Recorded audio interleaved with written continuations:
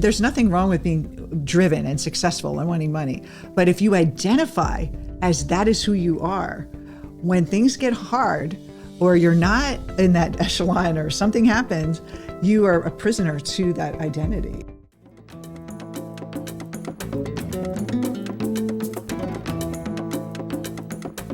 Hello, welcome back to Soul Sessions with Debra Maldonado and Dr. Rob Maldonado. Great to be here. And before we get going, I'd like to say if you're getting something out of this podcast, please subscribe. It would really help us out. Yes, if you are watching us on YouTube, click the button here. Or if you're listening to us on Spotify, iTunes, or any other of those podcast services, we'd love for you to subscribe. It helps us with the algorithms and it helps drive more listeners and more people can benefit from these topics. So today we're continuing our leadership series.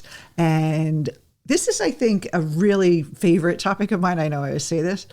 But it's often the way people approach it, the imposter syndrome, is, I think, we're not going deep enough with it. And I want to kind of put our spin, a creative mind method spin on the imposter syndrome. Yeah, because it's a challenge for them because they don't have the tools. Yes. And so we want to give you some tools that you can work with. Yeah. So let's start off with what is the imposter syndrome? If you've been living in a cave and haven't been online, you probably never heard of it, but most likely you have.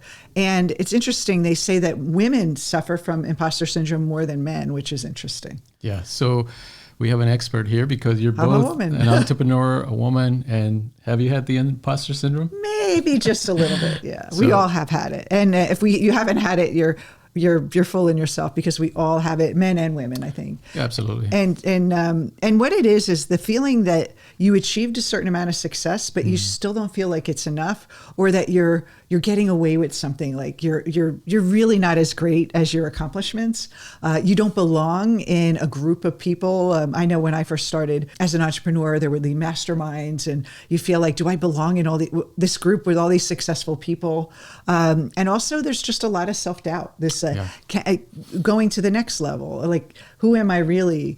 Do I have the knowledge, the training, the personality to become successful? And so we see these really hyper A-type personalities on Instagram and YouTube, and we think, oh, I'm more subdued, I'm a little shy, so I can't do that, and who I am isn't as good as that. And we start comparing ourselves to other people. And then we also look at other people's accomplishments and they think, see, they probably don't have self-doubt. They present themselves with such power, and there's something wrong with me because I'm feeling this way. Yeah, first of all, it's all a show. Yes, yes. Everyone has some self-doubt. And my sense is that from doing a lot of psychological assessments and IQ assessments, is that smarter people have a harder time at it. Oh, I really had a hard time with it. Well, because it's like this. If you're not really kind of highly intellectual, a high thinking person, like critical thinking, and you don't have those skills, right? You tend to think in black and white, and most of the time we just think, I'm okay, I don't worry about it. But highly intelligent people understand that everything is complex, or more complex than it appears, and so they're always overthinking things, analyzing things from every angle. Have you ever experienced that? Never. And, I heard, I don't know where this statistic comes from, but they say that men will go for a promotion more than a woman thinks about it. And she kind of weighs whether she's qualified or not, where the man just is like, yeah, I'll do it. Like, they have sort of a natural way. And I wonder, with this confidence or this perceived confidence, and maybe it's just culturally, women haven't taken leadership roles before. We're starting to. Women are actually becoming the fastest growing entrepreneur in the country, in the U.S., and especially women of color is the most popular, fast growing segment of entrepreneurial marketplace. So we are getting somewhere. It's not just the boys club anymore, but we still have to deal with decades and centuries of conditioning from all the women genetically and epigenetically, and then our family, and what the women culture is in our families that dictate and impress upon us these imprints of what a woman's role is and what's acceptable, what's not. Yeah, we wanted to say that these are not definite black and white issues. Mm-hmm. There's always exceptions to the rule, and we're talking in generalities, mm-hmm. just to have a conversation about it. But we do know that it's that nature-nurture phenomena mm-hmm. playing in, right? That there's genetic tendencies that tend to play out in women and genetic tendencies that tend to play out in men. Mm-hmm. And then you have the cultural pattern overlaid on that mm-hmm. that conditions people in certain ways. Yeah. Right? Or at least pushes them in that direction. And it's really, and I think it's not, like you said, black and white, where you always feel like an imposter, but it does creep in. And here's when it creeps in the most, those of you who have big dreams and want to go to the next level in your life. If you're not settling, there's something in you. And that's why the doubt is there, because the ego does not like change. It doesn't want you to go to the next level. So it pulls you back and it says, see, you're not as good as her or him. You don't have this degree. You don't have this experience. You're not as articulate as that person or this person. You're not as creative. We can come up with a million negative thoughts and negative judgments of ourselves that the ego comes up with to hold us back. And so when we think about the imposter syndrome, think about it's the nature of the ego versus it's like you have this curse that you have negative thinking. We all have it. I mean, I've seen so many celebrities when they get their award, they're just like, I still don't feel like I'm enough. You give me 10 awards and I, lead roles and I'm still not enough. And it's just the nature of the ego. So we really want to use it not as a way to think we're broken, not a way we think we're less than because we have imposter syndrome now, like we're labeled with some kind of disorder or issue. It's more of, well, what is really happening? How can this be an opportunity? And like I said, when you're going for your dreams, that voice of the ego gets louder, and that just means you're on the right track. You're moving out of your comfort zone. So when we think of the imposter syndrome, it's not like, oh, I have this thing now, imposter syndrome, I have to deal with. It's like, no, great. I must be up to something, right? I must have some kind of goal that my ego is very uncomfortable with. Yeah, so the Jungian perspective essentially would be this, that it's the right thing to have if you are an intelligent and forward-moving person. In other words, you're developing, right? You're still growing as a person. The imposter syndrome is the correct response to the situation because what you're talking about is the persona. Mm-hmm. It's the mask that we wear in society, and therefore it's the mask that we wear at work.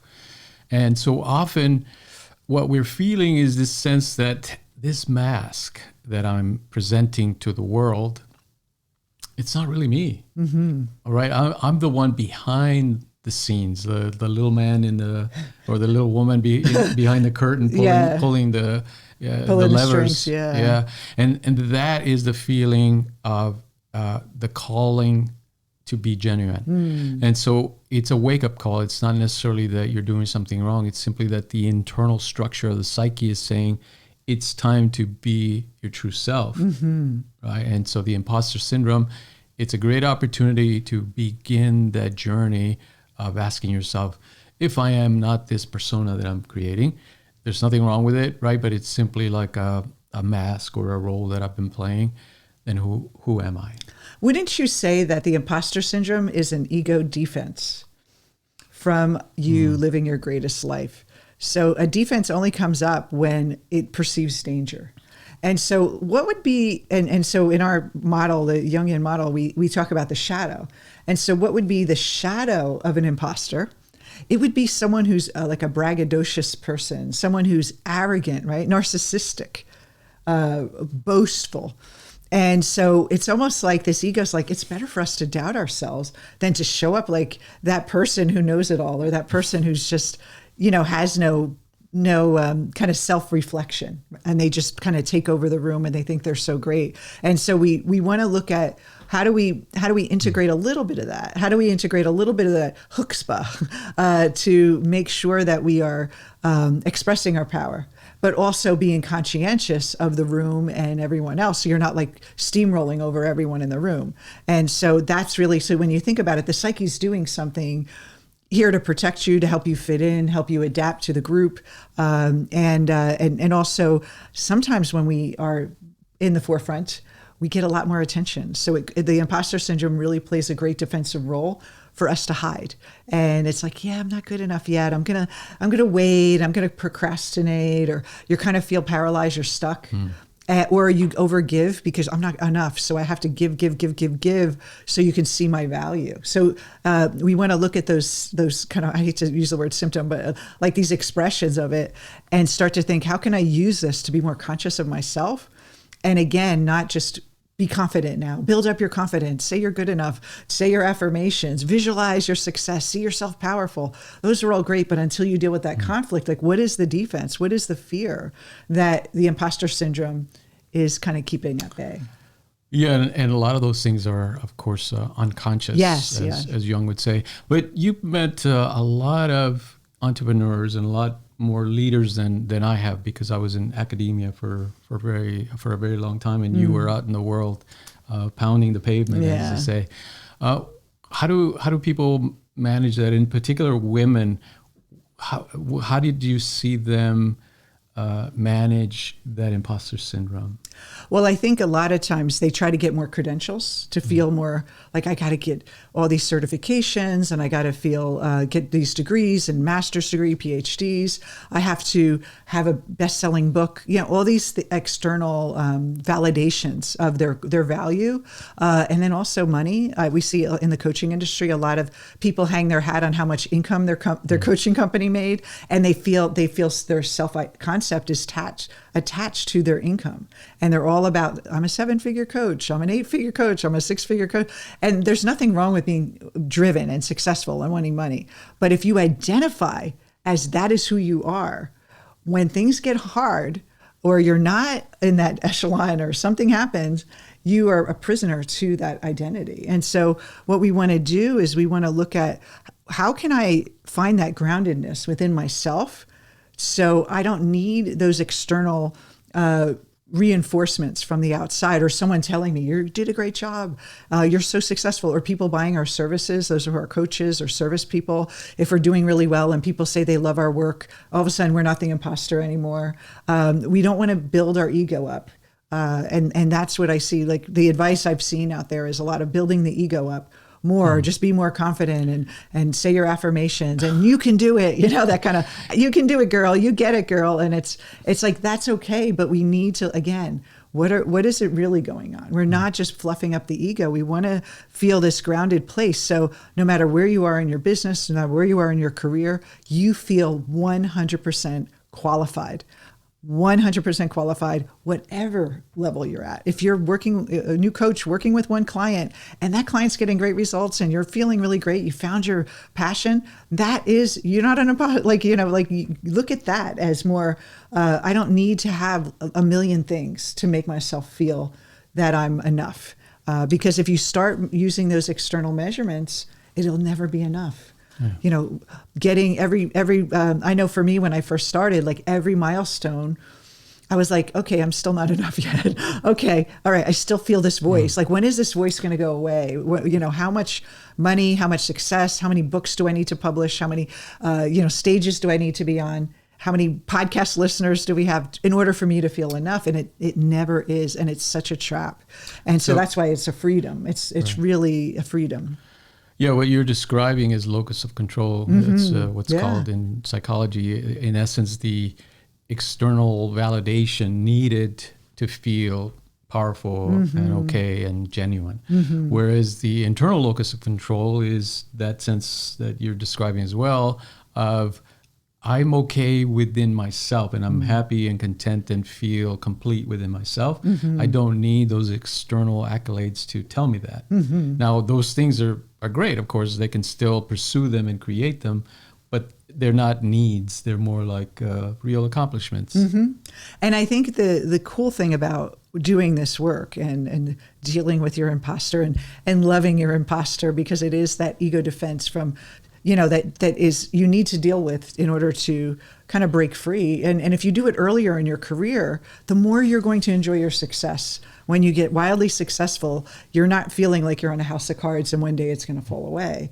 I think that one question that people should ask themselves, women or men, is that if you have this imposter syndrome, what will it take for me to not feel that way? And I think it's a really good question to just sit with, and you can journal it. But what do I need? What do I need to prove to make me feel this way? And you'll find that it's like you can't really put your finger on it. And then you're saying, okay, well, this voice then really isn't real. It's really not telling me anything real because there's really no goal that I can reach that's going to make it go away. And then, okay, how do I deal with this? How do I live with this voice in my head? Yeah. And not push it away, but understand its nature. Yeah, and I imagine the pressure for women as they climb up the ladder and become kind of leaders in their own industry. The pressure just builds up, right? And the higher you go, the more pressure. So, what advice would you give to women who are in these leadership roles? Where do they start? Well, I definitely think, obviously, everything we think we should start is shadow work. Because, again, if you're hitching your whole identity to that external persona, you're going to have a dark night of the soul. And I remember being in a mastermind years ago, and people were telling story after story about they built up this, great success, and then this thing happened and like destroyed everything, and they had to build it up again. It was a great story, and I was like, that's the dark night of the soul, and it's like we all need that to readjust and reframe. So many of you who are listening, if you had that happen to you, that's because your ego got, I hate to use the word inflated because it sounds very like judgy, but it's more like you're focused externally too much, and that your inner world's being ignored, and it's almost like your unconscious like tries to wake you up, and it's like you can't keep living like this. And it's really powerful. People were just like, that's what that was. And so you start with shadow work, which is what is unconscious that this persona is trying to compensate for. Why do I need this success? Who am I trying to prove it to? Is it my daddy, my parents, my mom, my father, that we finally get their approval? Where is that coming from? And so it is really about examining that versus I just need to fix this imposter syndrome. It's like it's showing up. Let's open it up. So shadow work, and then of course going deeper into your true nature. But shadow work would be the first step, is understanding what conditioning was created around this. And how you can free your own self. So from the ego, from taking credit for all your great work, and you can really your true self can be shining. And as your true self is naturally bright and brilliant and wonderful. And if you operate from that place, you don't have to worry about achieving so much to feel good enough. It's like almost like that little voice that says, you're not going to oh, that's just my ego. You just keep humming along. I'm on this path now. And your self-concept becomes so much bigger than that little persona. Yeah. And we know there's a tendency to pathologize these kind of challenges, let's say, in leadership. What would you say about that? Well, I think we all have to deal with it, no matter what kind of childhood we've had or events we've had in our life. Who let us down? I mean, we all have a story. Everyone has a story. And then I think sometimes one of the biggest challenges that I've seen, even in men, is this idea that their father had such high hopes for them. So I worked with a lot of men earlier in my career that were never felt enough because the father was like, had you're great, but you have to do greater. And like, almost like the father was trying to be positive and wanting the son to be successful, but it actually worked. It was like, he's never satisfied. And I think too, don't you think parents project onto their kids too? Yeah. Like, I didn't make it, so you're going to make it. So then you feel like you have to carry the burden of making up for your family. I mean, there's so much complexity to this. Yeah, Jung calls it the unlived potential of the parent projected onto the children. Yeah, and like you're going to be, or they got successful, but they're so attached to it, their identity is, so they want the kid to like do it their way. And then I've seen such an opportunity for them because then they got to do the work because they were just like, I can't keep up. And we hear a lot about burnout. We hear a lot about people saying I'm overwhelmed, especially entrepreneurs. And it's because this kind of chasing this mirage that one day everything's, you're going to get like the ticker tape parade and everyone's just like, she's good enough or he's good enough. And you're going to be on at the top of the mountain, and there is no top to the mountain. It's just all a mountain. It's an never ending mountain if you are from the ego. Yeah. And we know a lot of these corporate cultures, and even if you're an entrepreneur, a lot of the kind of the banking system, right? The funding, the investment bankers, and those kind of people are kind of they're kind of good old boy clubs, right? That as a woman entrepreneur, then you have to go in there. What kind of challenges do you see these entrepreneurs facing? Well, not even entrepreneurs. When I first started, I was in the 90s. Showing my age here, I worked in a lot of .coms. That was when the internet was new and it was the Wild West, and there was tons of Silicon Valley money all over the place. And I worked for this company, and it was a wedding registry, a bridal registry. And every single person on the leadership team was a man except me.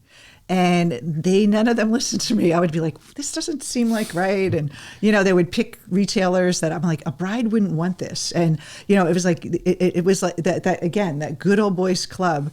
And so I know firsthand how it feels. And then of course I wasn't super confident. I was younger, and I wish I was the way I am now back then, because I could have probably stood up for myself more. But I think what happens is, as women, we tend to, when we're around a lot of powerful people or people that are, trying to take control or aggressive or assertive, our role many times is more about smoothing and not causing friction. And so we end up sitting back. I think there's a book by Sheryl Salberg, who is called Lean In. Because lean in, and it's just part of culturally and psychologically where a lot of women aren't taught to speak up. And so, it was challenging. And so, there's women that are in industries that are completely male dominated. Yeah, like real estate or finance, banking, and even entrepreneurship. You see most of these online marketers, they're mostly men. And so we want to kind of, ladies, we need to stand out more. We need to deal with our imposter syndrome so we can really do our great work. And they actually have proof that those microloans that they give to people like in Africa or these developing countries, that the women actually pay the money back more than the men. They're smarter with the money. And there's also some research about women entrepreneurs, how they're more fiscally responsible than their male counterparts. So there's such a great opportunity for us. We should be proud of being women and who we are, and not to debase men, because it's not their fault. It's cultural. It's a cultural thing that we're all caught up in. But that imposter syndrome, to think, there's something wrong with me. I gotta, I have this thing. It's like a baggage on my back that I have to cope with. It's like, let me open up the bag. Let me see what's inside. And let me kind of dispel all these myths I'm telling myself. Absolutely. Yeah. Finally, we know most of the funding goes to male dominated. I think it's like 6% go to women. Yeah. Only a small percentage goes to women. What can we do just as lay people to correct that? Start a VC fund for women. We could. I think what we need to do is have more proven results for women to be successful. I mean, that's really my mission, is to help new entrepreneurs start with our coach training, and then also our new leadership program that's coming later this year. I really have this passion for women, having those kind of experiences early in my career and taking control and realizing how we are so much better than we think we are. And let's go out and show the world what we're made of and our magnificence, and then support each other too. Women supporting women too. We can do this. And again, there's so many new startup companies that are run by women. That's a growing market that I think the tide is changing, and we're gonna show them what it's all about. And then I think seeing the numbers, that's the only way these VC firms will look at it, is they look at the numbers and they see, and they're like, oh, okay, they're going to see a trend. And I think that's what's going to change. Yeah, I think Jung would agree, because he was always about balance. And if there's an imbalance in something, the tendency is to balance it out. So having women bring ideas to the world of entrepreneurship would be the remedy. And Gina Davis, there's a great documentary called Now Everything's Going to Change, something like that. And she talks about the inequity of just women in the film industry and actresses. They don't get speaking roles. And if they do get speaking roles, their lines are very small compared to the men. And even if you look at cartoons, there's like mostly male cartoon characters and one woman, one token woman. And then the women's roles were a lot of, they weren't given they weren't much, given lines. They weren't giving as many lines because they did the research, but also the lines were about talking about their boyfriend or their relationship. It wasn't like smart women talking about like high concepts. And so she's on a mission to change that. And I know there's so many people like with Reese Witherspoon. She has her own company that's producing films and movies for women. And so I think it's just, there's opportunities there. We just have to kind of get out of our own way and step into our rightful part in the creative process of the world. And I think the world's going to be a better place. And again, I don't think we should blame the men. It's just that it's a cultural thing. It's unconscious. It's not like there's men going, we got to suppress women. I mean, there may be some of them, but I think it's mostly this cultural kind of agreement that, kind of hundreds of years of organization of society has led to this. Actually, I was reading a really interesting story this morning about the woman who, I can't think of her name, but she wrote The Tale of Peter Rabbit. And she wrote it. She was born in 1860 something. So she was a single woman. No one would want to take her book. No one would want to take her book. So she said, you know what? I'm going to use my own money. I'm going to take my savings and I'm going to print like 20 books or something. And they sold out immediately. And so then finally she got these publishers who've been rejecting her. Because even back then, 150 years ago, no one was publishing women. And she's just an inspiration. Like I was so inspired by her story. And then she ended up marrying the publisher of the book. Her parents didn't like it. They were like, solved the problem. She came from a wealthy family, but her parents didn't send her to school. I mean, it was just a different world. And so we have this like in our recent history, a lot of unconscious cultural conditioning that's been passed down to us. So it's not just on us. It's not that we're insecure. We have an insecure personality. It's more that we're riding on a sea of cultural conditioning. And how do we rise to the occasion and break free and own our power? Yeah, a lot of those biases are passed on unconsciously, like you say. Yeah. People don't even realize that they're making these decisions based on cognitive errors and cognitive biases. Yeah, absolutely. I was going to say the last question to think about. We said, how would you, what would you need to have in your life to finally feel like you're not an imposter, and ponder that question? Or what would make me feel more confident? And notice how your mind wants to go externally and wants to look at, your behavior, your results to define yourself. And those are ego. And we want to have this place in Eastern philosophy and Jungian psychology. We talk about the self, which is that part of you that's transcendent. It's not the ego. It's not this body, but this transcendent self. And to find a way to connect with that. And when you come from that place, you're unstoppable. And so that's my message today. I feel so motivated about this because, I still deal with it. I hear my voice. I mean, I'd be lying if, everyone I know it always has that little nagging voice. I mean, we can't get rid of it. So it's not a sign that something's wrong. It's just a sign of us going, well, let me investigate. Let me use this as an opportunity. All right. So you heard it here, folks. Yes. So if you have the imposter syndrome, celebrate. Yay. I'm one of everyone. I'm part of the crowd. And that it doesn't mean it's permanent. It doesn't mean it's real. And I think that's the most important part. So thank you for joining us today for this conversation that's very deep and interesting.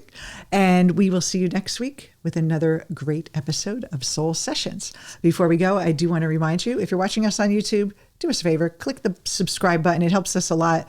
Or if you are listening to us on Spotify or iTunes, we'd love to have you subscribe so you can get the rest of the series on leadership. See you next time. Take care. Bye-bye.